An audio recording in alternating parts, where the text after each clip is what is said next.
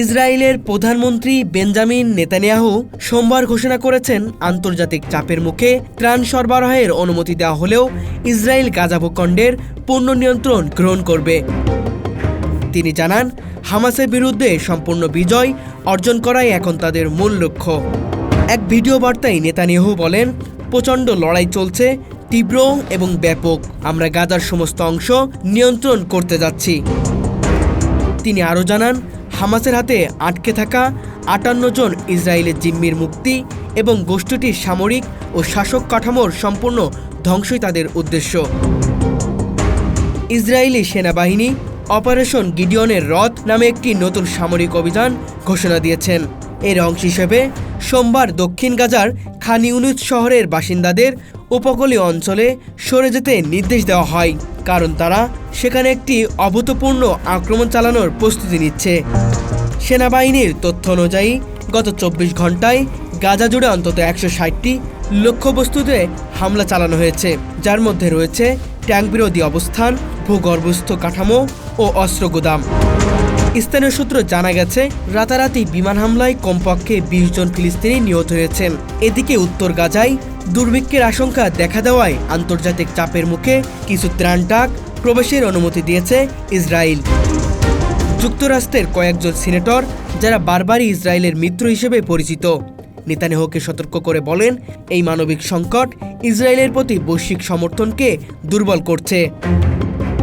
Netanyahu তার কঠোরপন্থী মন্ত্রিসভার উদ্দেশ্যে বলেন, বিজয় অর্জনের জন্য আমাদের যে কোনোভাবেই সমস্যার সমাধান করতে হবে।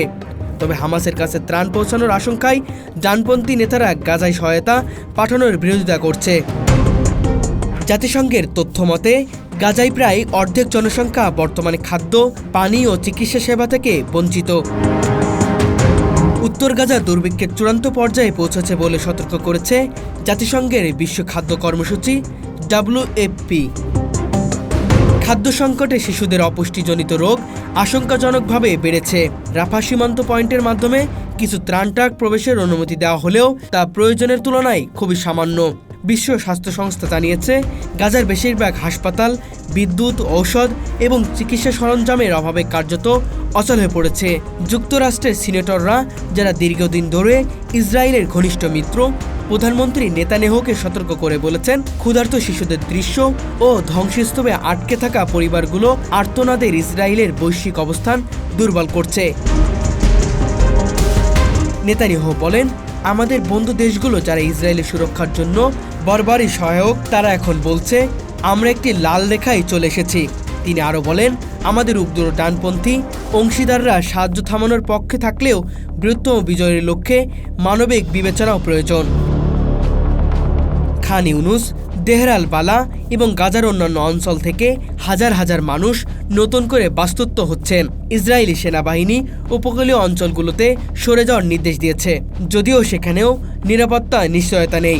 স্থানীয় ফিলিস্তিন প্রশাসনের হিসাব অনুযায়ী গাজায় অক্টোবর থেকে এখন পর্যন্ত প্রায় ৩৪ জন নিহত হয়েছে, যার মধ্যে প্রায় অর্ধেকই নারী শিশু। ইসরায়েলি কর্তৃপক্ষ যদিও হামাস যোদ্ধাদের টার্গেট করে কথা বলেছে, বাস্তবতা হলো সাধারণ মানুষের প্রাণহানি বেশি ঘটেছে। বিশ্বের বিভিন্ন দেশ, বিশেষ করে ইউরোপীয় ইউনিয়ন, তুরস্ক, কাতার এবং মিশর যুদ্ধবিরতির আহ্বান জানিয়ে আসছে। কাতার ও মিশরের মধ্যস্থতায় হামাস ও ইসরায়েলের মধ্যে বেশ কয়েক দফায় আলোচনার পরেও স্থায়ী অস্ত্রবিরতির ব্যাপারে এখনও অগ্রগতি হয়নি।